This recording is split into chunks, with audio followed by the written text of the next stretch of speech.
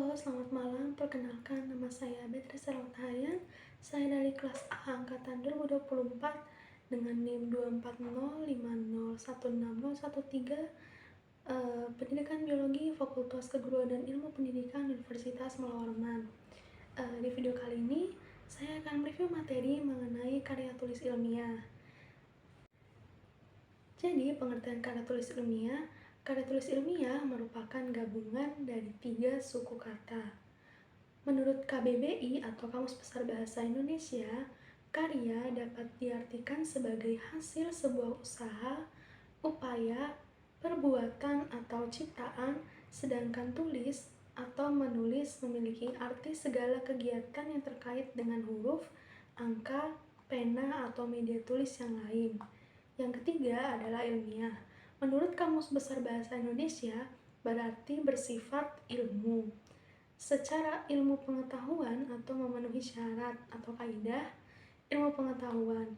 Nah, jika diartikan secara menyeluruh, karya tulis ilmiah merupakan sebuah karya yang dihasilkan dari kegiatan menulis dengan menggunakan penerapan kaidah ilmiah serta mengutamakan aspek rasionalitas, mengusung permasalahan yang bersifat objektif serta faktual.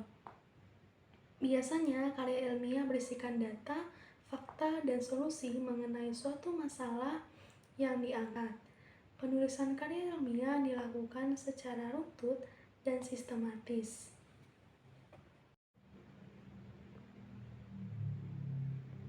Yang kedua, yaitu ada jenis-jenis karya ilmiah. Yang pertama, artikel. Artikel adalah karya tulis yang berisi pendapat penulis tentang masalah atau topik yang diteliti yang dikaitkan dengan teori yang ada.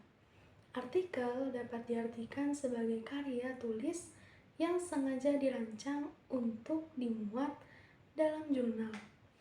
Yang kedua, makalah. Makalah, karya tulis ilmiah yang menyajikan masalah dan penyelesaiannya mengandalkan data yang ada di lapangan.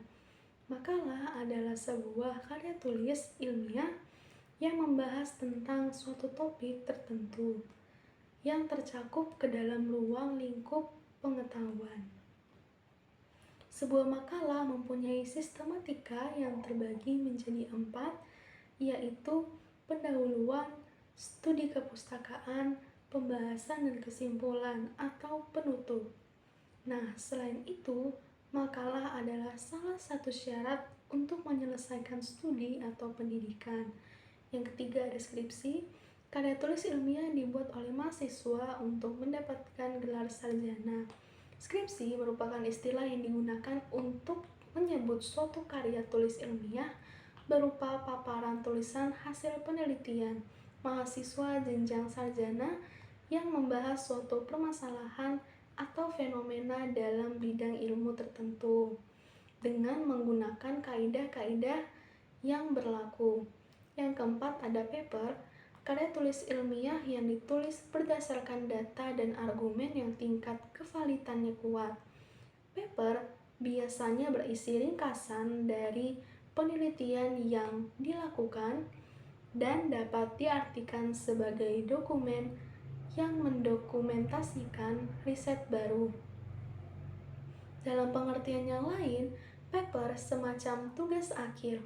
Dan yang kelima yaitu ada tesis. Tesis adalah karya tulis ilmiah yang menganalisis topik dengan lebih kompleks daripada skripsi. Tesis merupakan karya tulis ilmiah yang berisi pernyataan atau teori yang didukung oleh argumen-argumen. Tesis merupakan hasil dari studi yang sistematis atas suatu masalah. Tesis biasanya ditulis oleh mahasiswa sebagai langkah terakhir dari program magister atau sebagai penutup gelar sarjana. Dan yang keenam, disertasi. Disertasi adalah karya tulis ilmiah atau tugas akhir seorang mahasiswa dalam menyelesaikan program doktor atau S3. Disertasi merupakan bukti kemampuan mahasiswa dalam melakukan penelitian yang berhubungan dengan penemuan baru dalam program ilmu yang dipilih seorang mahasiswa jenjang doktor. Lalu yang ketiga, yaitu adalah ciri-ciri karya tulis ilmiah. Yang pertama yaitu sistematis.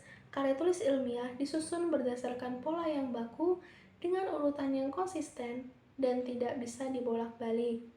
Yang kedua yaitu logis. Karya tulis ilmiah ditulis berdasarkan penalaran yang logis, sehingga apa yang ditulis sesuai dengan akal sehat. Yang ketiga, objektif. Karya tulis ilmiah ditulis berdasarkan fakta dan data yang teruji kebenarannya secara empiris, bukan berdasarkan perasaan penulis. Yang keempat, berbahasa baku. Karya tulis ilmiah menggunakan bahasa formal atau bahasa baku. Yang kelima, menggunakan istilah teknis. Karya tulis ilmiah menggunakan istilah-istilah akademik. Yang keenam, tidak emosional. Karya tulis ilmiah tidak mengandung aspek perasaan atau subjektivitas dari penulis. Yang ketujuh, efektif.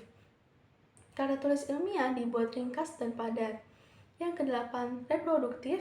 Karya tulis ilmiah dapat diterima dan dimaknai oleh pembaca berdasarkan makna yang ingin disampaikan oleh penulis. Yang kesembilan, tidak ambigu. Karya tulis ilmiah tidak mengandung makna ganda atau ambigu. Lalu, bagian yang keempat dan yang terakhir yaitu adalah karakteristik karya tulis ilmiah. Yang pertama yaitu mengacu pada teori. Karya tulis ilmiah menggunakan teori sebagai landasan berpikir dalam pembahasan masalah. Yang kedua, lugas. Karya tulis ilmiah tidak emosional, bermakna tunggal, dan tidak menimbulkan interpretasi lain. Yang ketiga yaitu efektif. Karya tulis ilmiah ringkas dan padat. Yang keempat, efisien. Karya tulis ilmiah hanya menggunakan kata atau kalimat yang penting dan mudah dipahami. Yang kelima yaitu objektif. Karya tulis ilmiah berdasarkan fakta apa adanya, sebenarnya, dan konkret. Yang keenam, sistematis. Karya tulis ilmiah sistematis, baik dalam penulisan maupun pembahasan, sesuai dengan prosedur dan sistem yang berlaku. Dan yang ketujuh yaitu reproduktif. Karya tulis ilmiah ditulis oleh penulis atau peneliti sehingga pembaca dapat memahami konten karya ilmiah sesuai dengan makna yang ingin disampaikan. Lalu yang kedelapan yaitu menggunakan bahasa baku. Karya tulis ilmiah menggunakan bahasa baku dan istilah khusus. Yang kesembilan, menggunakan kaidah keilmuan. Karya tulis ilmiah menggunakan kaidah keilmuan atau istilah-istilah akademik dari bidang penelitian penulis. Dan yang kesepuluh, terdapat kohesi. Karya tulis ilmiah memiliki kesinambungan antar bagian dan babnya. Berikut itu adalah review materi tentang karya tulis ilmiah dari saya. Mohon maaf apabila ada kekurangan. Terima kasih dan selamat malam. Sampai jumpa.